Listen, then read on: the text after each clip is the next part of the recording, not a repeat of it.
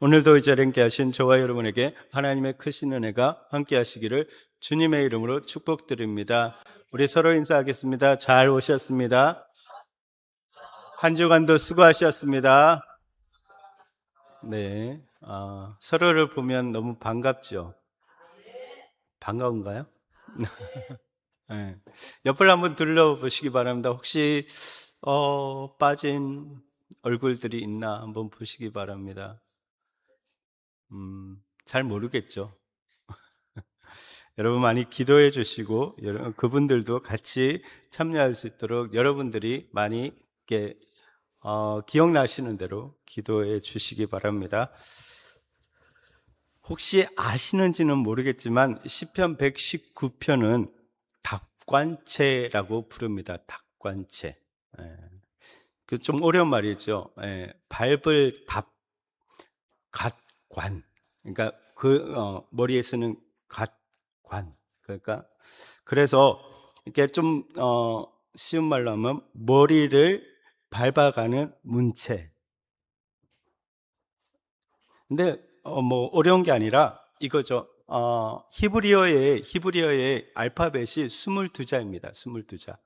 그 22자인데 알파벳 그 순서대로 첫 글자를 따서 시작하는 거죠.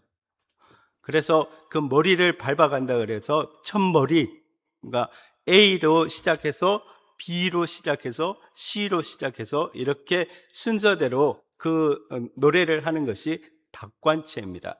근데 시편 119편은 그러니까 22개의 히브리어 그 알파벳 중에서 그 순서대로 8줄씩 그게 노래를 지었어요. 그래서 A에 해당하는 것이 8절, B에 해당하는 것이 8절.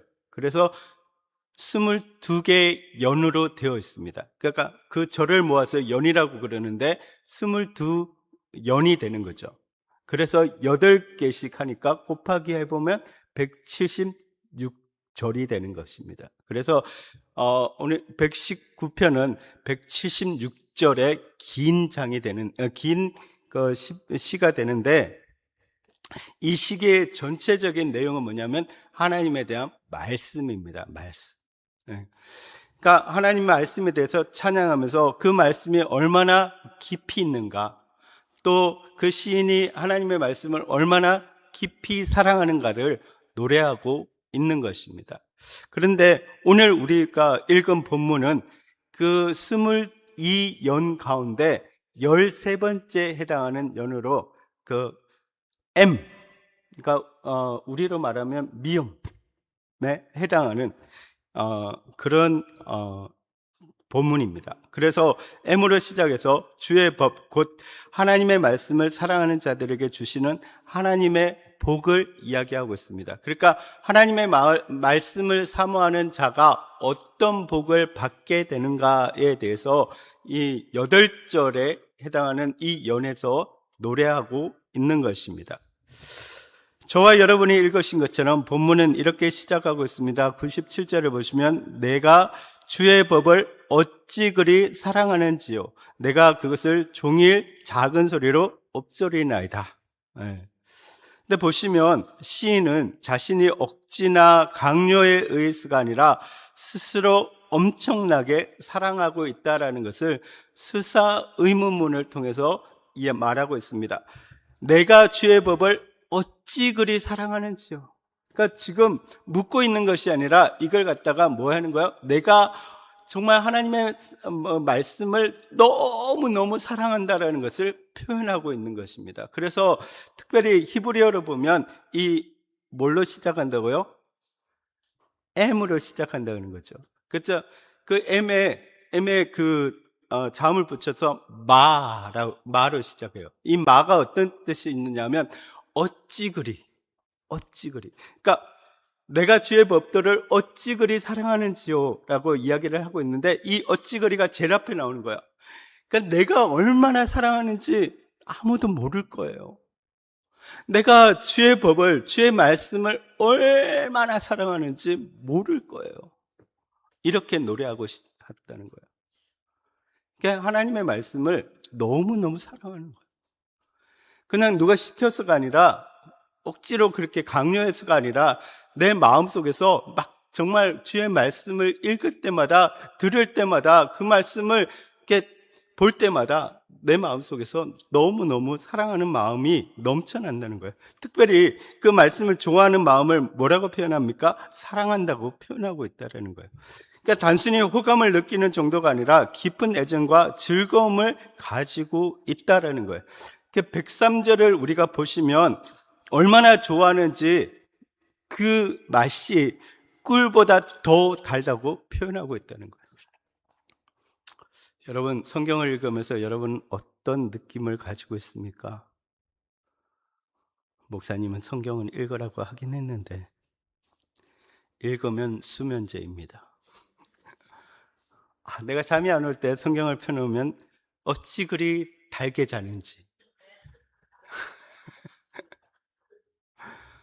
혹시 그렇게 성경을 대하고 계십니까?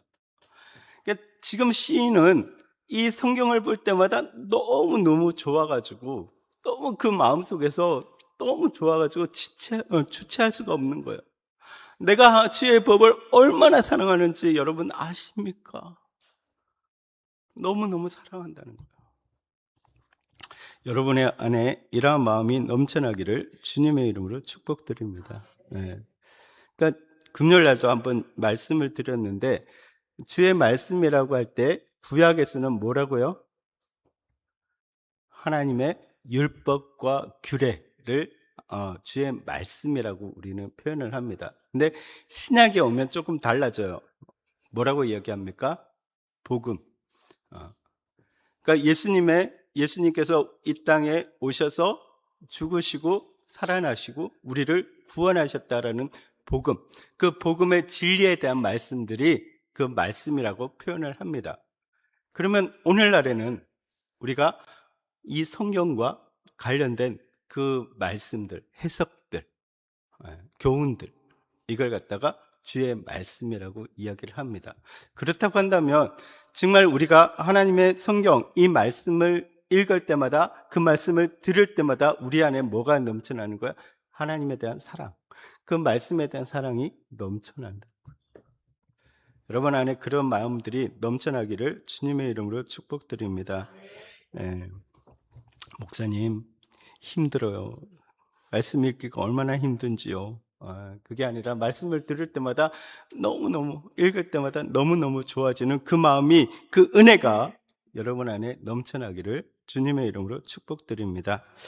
시인은 이러한 고백을 바탕으로 말씀을 사랑하는 자에게 주어지는 세 가지 복을 노래하고 있는데, 그것을 우리가 나누어 보도록 하겠습니다. 먼저 하나님께서는 말씀을 사랑하는 자에게 기쁨을 주시는데 참된 기쁨을 주신다라는 것입니다. 다시 한번 97절을 보시면 앞서 우리가 살펴본 것처럼 시인은 하나님의 말씀을 사모합니다. 어찌 그리 사랑하는지. 그 결과 시인은 하루 종일 그 말씀을 작은 소리로 엎조린다고 노래합니다. 여러분, 엎조린다는 게 무엇입니까? 우리 그 청년들이나 우리 청소년들 보면은 이렇게 좋아하는 노래가 있으면 계속해서 뭐해요? 막 이렇게 흥얼흥얼 거리고 노래를 합니다. 우리 어른들도 마찬가지시더라고요. 임영웅 노래를 계속 응얼응얼 하시더라고요. 그래서 기회만 있으면 노래하려고. 그런 거 보면 참 부러워요. 저는 노래에 대한 흥미가 별로 없는 것 같아요. 별로 좋아하는 노래가 별로 없는 것 같아요. 요즘 근데 또 이게 재밌는 노래가 있더라고요. 그 영화, 요즘 이제 와일드싱이라는 영화가 있는데, 그때 이제 한 배우가 노래하는 거, 네가 참 좋아, 뭐 이런. 그 들을 때마다 되게 재밌더라고요. 그래서 약간씩 흥얼거리는데, 제가 음을 잘 몰라가지고 맨날 부를 때마다 틀려요. 근데 뭡니까?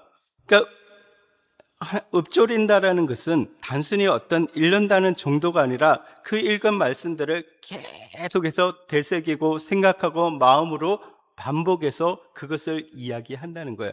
그것을 우리는 뭐라고 표현하냐면 묵상한다고 표현을 합니다. 그러니까 엎드린다는 것은 묵상한다는 거죠. 말씀을 계속해서 내가 생각하고 또 생각하고 그걸 가지고 머릿속에서 계속해서 되뇌이면서 살아간다라는 것이죠. 당시 유대인들은 말씀을 읽을 때 작은 소리로 반복해서 읽으며 암송했다라고 말하고 있는데, 이렇게 입으로 읽고 마음으로 생각하면서 어떻게 합니까? 결국 그것이 삶으로 드러나는 것, 그것을 읊조린다라고 표현을 합니다. 여러분, 우리가 시편 1편을 보면 복 있는 사람의 특징이 무엇입니까? 주야로 말씀을 묵상하는 자라고 말합니다. 그냥 단순히 읽는 정도가 아니라 뭐예요? 삶에서 드러나는 거예요. 삶에서 드러나는 거예요. 여러분, 말씀을 사랑하는 사람들은 주일 예배 때만 말씀을 듣지 않습니다. 아침에도 말씀을 생각하고 일을 하면서도 말씀을 떠올립니다. 여러분, 우리가 보면 참 알게 모르게 말씀의 고수들이 있습니다. 그렇게 보이지 않는데 이렇게 또 보면 아침에 출근하면서도 말씀을 틀어놓고, 저녁에 퇴근하면서도 말씀을 틀어놓고, 또 시시때때로 그 말씀을 유튜브를 틀어놓든지 다른 틀어놓든지 계속해서 말씀을 듣는 분들이 계십니다. 근데 이렇게 들으면 어떻게 됩니까? 이렇게 들으면 결국은 어떤 상황이 되면 말씀이 나오게 되어 있습니다. 말씀대로 살아가게 됩니다. 말씀이 내 삶을 지배하게 됩니다. 여러분, 이것이 읊조리는 것입니다. 내가 주의 말씀을 사랑하기 때문에 어떻게 한다고요? 계속해서 읊조린다는 거예요. 근데 이것은 우리가 다르게 표현하면 결국은 말씀이 자신에게 기쁨이 된다라는 것입니다. 한마디로 자신이 사랑하는 주님의 그 말씀이 자신의 삶에 온전한 기쁨이 된다라는 것을 말하고 있습니다. 여러분은 어떤 신지 모르지만 사람은 사랑하는 사람이나 그 어떤 것이 생기면 하루 종일 그것만 생각합니다. 여러분, 돈을 사랑하는 사람들은 종일 돈만 생각합니다. 그죠? 맨날 네. 세상을 사랑하면 뭐합니까? 세상의 얘기만 합니다. 시인은 하나님의 말씀을 사랑하기 때문에 하루 종일 하나님의 말씀만 생각하고 말씀을 엎드리고 있다고 노래하고 있습니다. 여러분, 눈물의 선지자라고 불리는 예레미야도 역시 동일하게 고백합니다. 예레미야 15장 16절을 보시면 만군의 하나님 여호와여, 나는 주의 이름으로 일컬음을 받는 자라. 내가 주의 말씀을 얻어 먹었사오니 주의 말씀은 내게 기쁨과 내 마음의 즐거움이니이다. 예레미야는 나라가 망해가는 것을 보는 그런 절망적인 시대를 살아가고 있었습니다. 핍박과 조롱을 받았습니다. 외로운 삶을 살아갔습니다. 그럼에도 불구하고 이렇게 고백하고 있는 것입니다. 환경은 비참했지만 말씀 안에서 기쁨을 누렸다라는 것입니다. 환경은 어렵습니다. 고통스럽습니다. 외롭습니다. 어렵습니다. 근데 주의 말씀이 내게 오니까 뭐가 됐다는 거예요? 내게 기쁨이 넘쳐났다는 거예요. 주의 말씀이 내 안에 참된 기쁨이 되었다라는 것입니다. 내가 주님의 말씀을 사랑해서 말씀을 계속 엎드리다 보니까 내게 뭘 줍니까? 기쁨을 줍니다. 환경이 내게 좌우되지 않도록 내가 그 말씀 가운데 살아가고 있다는 거예요. 여러분, 이것이 중요합니다. 여러분, 우리 그리스도인들은 환경에 따라 살아가는 것이 아닙니다. 조건에 따라 살아가는 것이 아닙니다. 말씀에 따라 살아갑니다. 그렇기 때문에 우리 안에 기쁨이 있습니다. 네. 이 무협지를 좋아하십니까? 저는 무협지를 참 좋아했습니다. 그래서 어릴 때 만화방에 가서 살았습니다. 그래가지고 무협지 만화를 이렇게 많이 쌓아놓고 봤습니다. 근데 고수들이 이렇게 무술이 이렇게 뛰어나가지고 고수가 되면 이렇게 자기 보호막에 딱 칩니다. 그래가지고 아무리 큰 공격이 와도 이렇게 쫙 둥글게 이렇게 기가 딱 형성이 돼가지고 다 막아냅니다.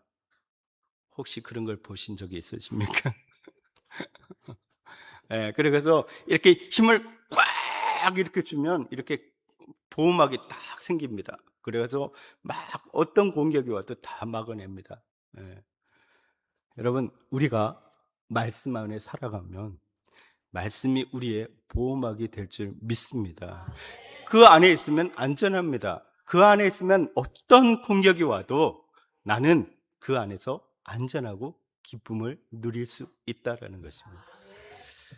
여러분, 말씀이 여러분 안에 그런 역할을 하기를 주님의 이름으로 축복드립니다. 그것이 우리 안에 기쁨이 된다라는 것을 말해주고 있습니다. 다음으로 말씀을 사랑하는 자에게 하나님께서는 참된 지혜를 주신다라고 노래하고 있습니다. 그것이 98절에서 100절까지의 내용입니다. 시인은 하나님의 말씀과 함께하는 것이 자신을 원수보다 더 지혜롭게 만든다라고 고백합니다. 98절을 보시면 주의 계명들이 항상 나와 함께함으로 그것들이 나를 원수보다 지혜롭게 하나이다. 여러분, 이것은 계명을 사랑하고 또 그 말씀을 엎드린 결과라고 볼 수가 있습니다.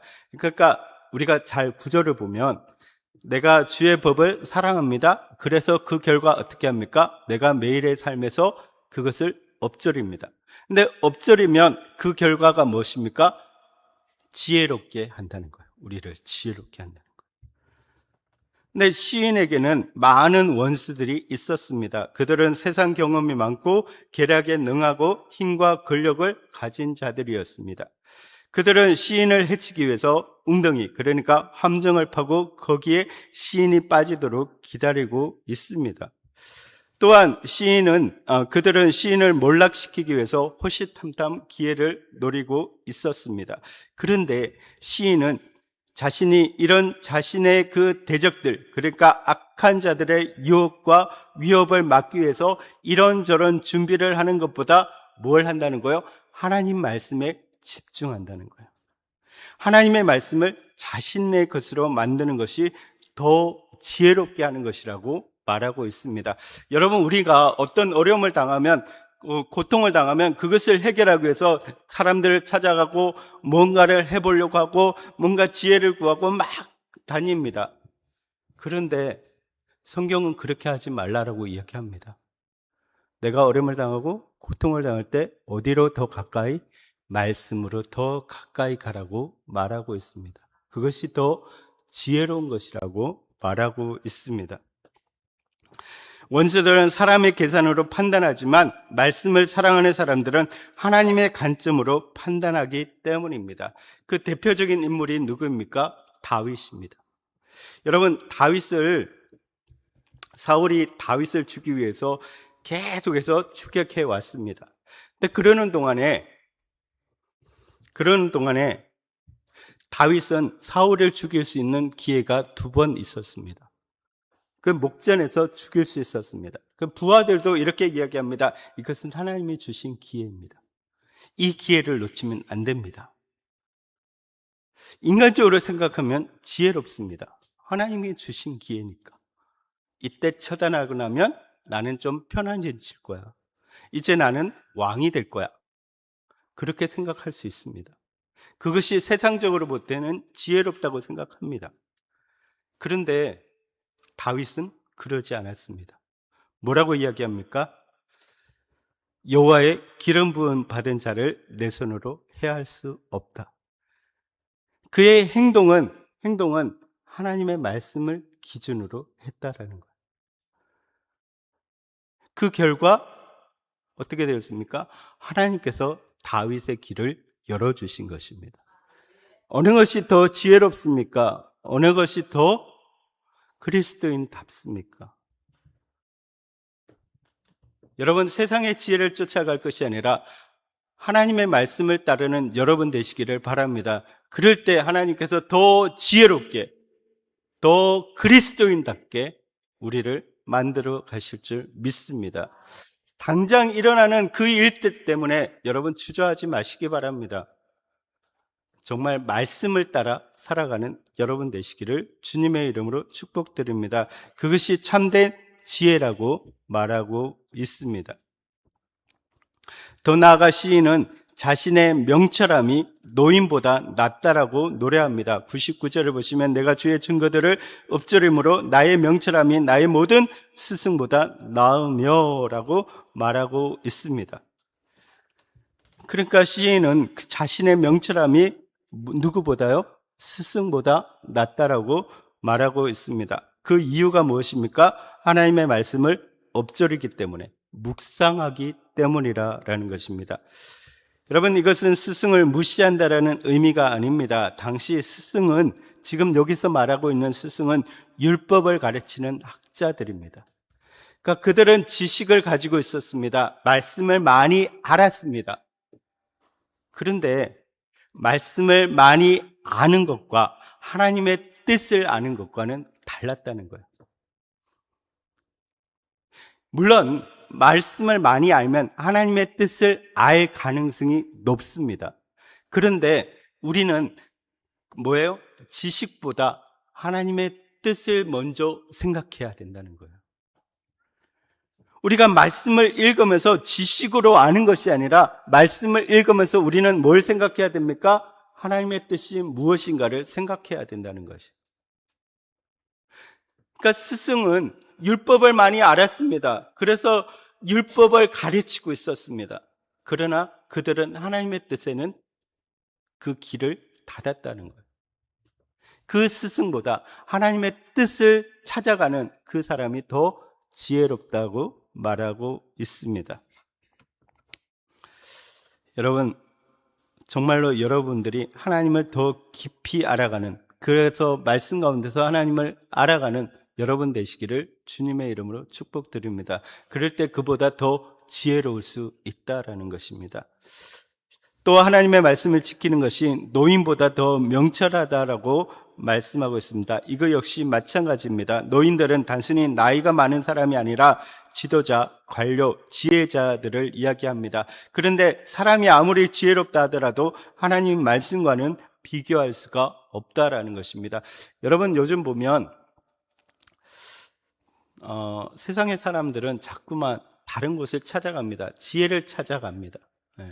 그래서 강의하는 곳이나 또 뭐 여러 가지 상담하는 사람들이나 자꾸 이렇게 찾아갑니다. 여러분은 누구를 찾아갑니까? 여러분이 좀 어렵고 힘든 상황들을 맞을 때 여러분 누구를 찾아가십니까? 저를 찾아오는 분은 아무도 없었습니다. 여러분 누구를 찾아가서 누구와 상담합니까? 친구, 또 뭐 선생님, 선배들, 우리 사장님, 스승. 여러분, 우리가 정말로 여러분들이 깊이 말씀을 알아가서 주님의 뜻을 찾아가는 여러분 되시기를 주님의 이름으로 축복드립니다. 이게 그리스도인들의 특권이잖아요. 여러분 안에 성경이 주어져 있습니다. 말씀이 주어져 있습니다. 그죠? 여러분 말씀을 계속해서 묵상해 보시기 바랍니다. 한 말씀이라도 붙잡고 여러분 그 말씀을 묵상해 보시기 바랍니다. 그 안에 놀라운 지혜가 있을 줄 믿습니다. 어려우시면 저를 찾아오십시오. 제가 이래봬도 좀 공부는 했어요. 그리고 저한테는 성경을 해석할 수 있는 여러 가지 책들이랑 기술이 있습니다. 네. 좀 찾아오십시오. 그죠? 네. 그래서 하나님의 지혜를 좀 배우시기 바랍니다. 여러분, 이 시대에 여러분들이 진짜로 하나님의 말씀을 따라가는 여러분 되시기를 주님의 이름으로 축복드립니다. 그래서 말씀은 뭘 준다는 거예요? 지혜를 준다는 거예요. 지혜를.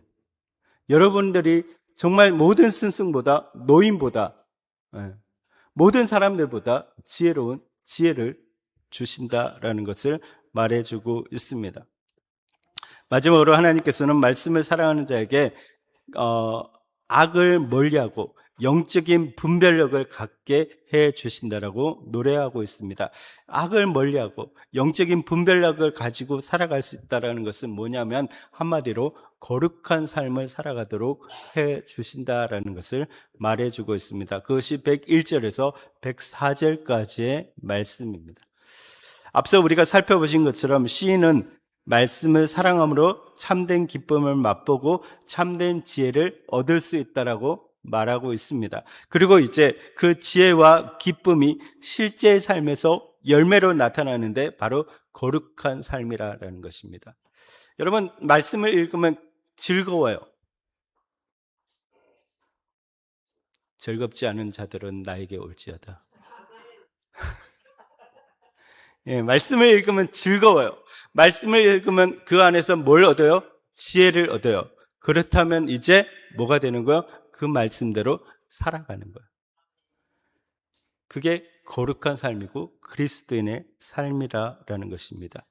많은 사람들은 말씀을 지식으로만 생각합니다. 성경을 많이 아는 사람을 신앙이 좋은 사람으로 여기기도 합니다. 그러나 성경이 말하고 있는 참된 신앙은 단순히 많은 것을 아는 것이 아니라 삶이 변화되는 것을 이야기합니다.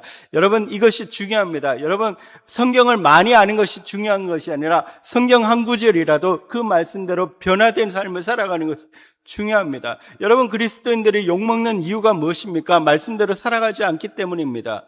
세상의 사람들도 말씀을 압니다. 세상의 사람들도 성경을 읽었습니다. 그래서 믿는 사람들이라면 이래야 되는데 라고 생각을 합니다. 그런데 실질적으로 보면 그리스도인들이 그렇게 살아가지 못하고 있다는 거예요. 그러니까 뭐 합니까? 거기에 대해서 판단하는 거예요. 여러분 여러분 일주일 살아가는 모습을 한번 돌아보시기 바랍니다. 여러분은 진짜 그리스도인으로 살아가고 있습니까? 여러분 말씀대로 살아가고 있습니까? 한번 돌아보시기 바랍니다.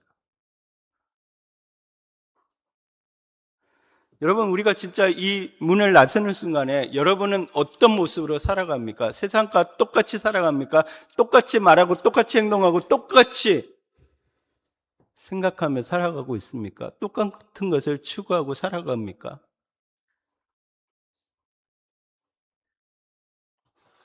여러분, 달라지시기 바랍니다. 여러분 변화되시기 바랍니다. 여러분 정말 그리스도인으로 살아가시기를 바랍니다. 아멘. 그러니까 하나님의 말씀은 우리의 머리를 채우는 정보가 아니라 우리의 삶을 변화시키는 능력인 줄 믿습니다. 근데 그 능력은 뭐에서 나타납니까? 자기의 발을 금하는 것으로 나타납니다. 여기서 내가 금한다라는 말은 자신을 가둔다라는 의미를 가지고 있습니다. 이 단어는 소를 외양간에 가둘 때, 말을 마구간에 가둘 때, 사로잡은 그 산 짐승을 우리에 가둘 때, 혹은 제수들을 감옥에 가둘 때 사용하는 단어입니다. 그러니까 나를 지금 어디에 가둔다는 거예요? 나를 어딘가에 가두어 두는 거예요. 그것을 내 발을 금한다라고 표현을 하고 있습니다. 그러니까 시인은 그 가두는 대상이 짐승이나 제수가 아니라 자기 자신이라고 고백하고 있습니다. 그러니까 시인이 하나님 말씀에 순종하기 위해서 얼마나 몸부림쳤는지 알 수가 있습니다. 그러니까 어디에 가둔다는 거예요? 말씀 안에 가둔다는 거예요. 말씀 안에 가둔다는 거예요. 그래서 단순히 악한 길로 가지 않겠다라고 말하지 않고 모든 악한 길로 가지 않겠다라고 고백하고 있습니다. 갈 수 없다라는 거예요. 이젠 갈 수 없다라는 거예요. 말씀을 읽은 내가 이제는 악한 길로 갈 수가 없다는 거예요. 말씀을 읽은 내가 세상의 길로 갈 수가 없다는 거예요. 여러분 말씀을 읽었는데 내가 악한 길로 가고 있고 다른 사람들과 똑같이 살아가고 있다면 그것은 내가 읽은 것이 아니라는 거예요. 내가 예배를 드리고 있는데 하나님 앞에 예배를 드렸는데 하나님 앞에 내가 그렇게 그리스도인으로 살아가고 있는데 내 삶이 세상의 사람들과 똑같다면 나는 말씀 안에 살아가고 있는 것이 아니라는 거예요. 여러분 우리가 하나님과 하나님 말씀에 온전히 붙잡혔을 때는 다른 길로 갈 수가 없습니다. 또한 하나님의 길에 머물게 된다라고 말하고 있습니다. 102절을 보시면 주께서 나를 가르치셨으므로 내가 주의 규례들에서 떠나지 아니하였나이다. 세상에 흔들리지 않고 주의 말씀 가운데 있다는 거예요. 제 차가 참 좋은 차입니다. 그 옵션을 참 많이 넣어가지고 참 좋더라고요. 근데 그 기능 중에 하나가 뭐냐면, 물론 여러분 차에도 다 있을 줄 압니다. 네. 근데 이 도로를 이렇게 따라가는데 그 선을 밟으면 소리가 나요. 삐삐삐삐삐삐 소리가 나요. 네. 그러니까 선을 벗어났다는 거죠. 우리 김동환 집사님 웃고 계시는 거 보니까 그건 어디에나 다 있습니다 이렇게 말하시는 것 같은데 그러니까 전 되게 신기했어요. 네. 그러니까 이게 무슨 소리지 생각하니까 이게 선을 밟았다는 거예요. 선을 밟았다. 네. 여러분, 말씀이 그 기능을 가지고 있다는 거예요. 우리가 그 말씀을 읽고 나가면, 성경을 읽고 나가면 우리가 그리스도의 길을 걸어가고 믿음의 길을 걸어가는 데서 벗어나면 소리가 난다는 거예요. 우리의 양심 가운데, 우리의 마음 속에서 성경이 우리에게 경고음을 주는 거예요. 삐삐삐삐삐삐 들어가. 말씀 가운데로 들어가. 야, 그 길은 그리스도인의 길이 아니야. 삐삐삐삐삐삐. 여러분, 소리가 나지 않으면 뭡니까? 고장난 차거나 옛날 차입니다.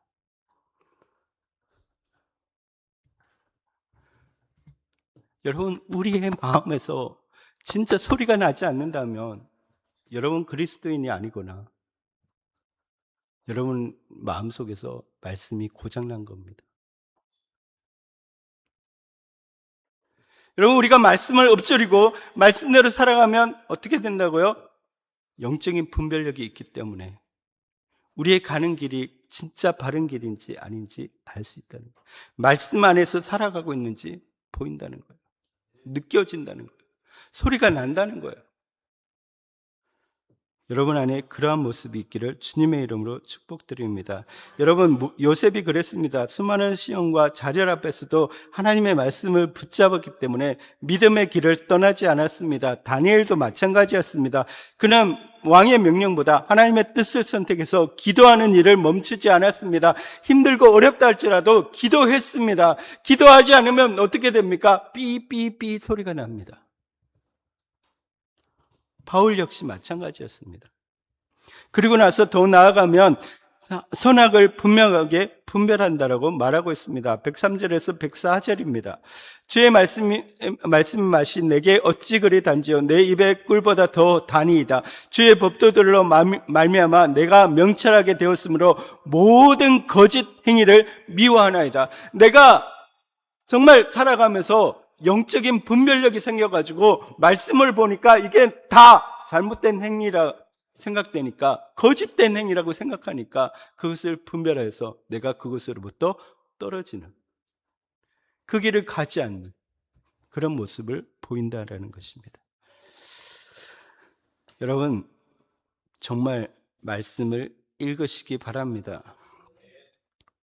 여러분, 우리가 진짜 말씀 가운데 살면 죄를 두려워하는 수준에 머물러 있지 않고 죄 자체를 미워하게 된다는 거예요. 여러분, 그렇게 거룩함으로 살아갈 수가 있다라는 것입니다. 여러분, 제발 말씀을 읽읍시다. 아멘? 아멘? 자, 약속합시다. 몇 장 읽으실 거예요? 그러니까 진짜 많이 읽는 거 중요한 게 아니라 한 구절이라도 우리가 읽고 그 말씀대로 살아가고자 노력을 해봅시다. 여러분, 오늘 하루 살아가실 때 아침에 한 구절이라도 읊조이는 거예요. 그리고 그 말씀대로 내가 어떻게 살 것인가 고민하는 거예요. 그래서 그 말씀대로 살아보는 거죠. 그랬을 때 우리 안에 기쁨이 충만하고 우리 안에 지혜가 충만하고 우리 안에 영적인 분별력이 있을 줄 믿습니다. 그래서 진짜로 우리 제자들교회 성도들이 살아갈 때는 정말 저 사람이 참된 그리스도인이구나. 진짜 제자들교회는 하나님의 사람들이 살아가는 곳이구나. 하나님의 사람들이 모이는 곳이구나. 그런 교회가 되기를 바랍니다. 아멘? 좀 티를 내자고요. 티를 내자고요. 제가 옛날에 요것만 말하고 마치겠습니다. 유년부, 이렇게 울산에서 유년부를 할 때, 유년부 사역을 하면서 우리 유년부에 전부 배지를 달았어요. 배지를. 유년부 배지를. 그러니까 우리는, 그 울산교회의 유년부, 좀 다른, 우리는 멋진 신앙생활을 하는, 그걸 좀 했었어요. 어디서나 봐도, 저 교회 유년부구나. 그건 선생님이든 학생이든. 그게 정체성이라는 거예요. 여러분, 우리 제자들 교회는 배지는 안 달았지만 제자들 교회라는 사람, 제자들 교회 교인으로 살아가는 거. 어디에서 살아가든 그 모습이 드러나는 거. 저분은 진짜 다른데? 저분이 다니는 교회는 어딜까? 이윤희 목사님이 계시는 제자들 교회. 그렇게 되는 교회가 되기를 주님의 이름으로 축복드립니다.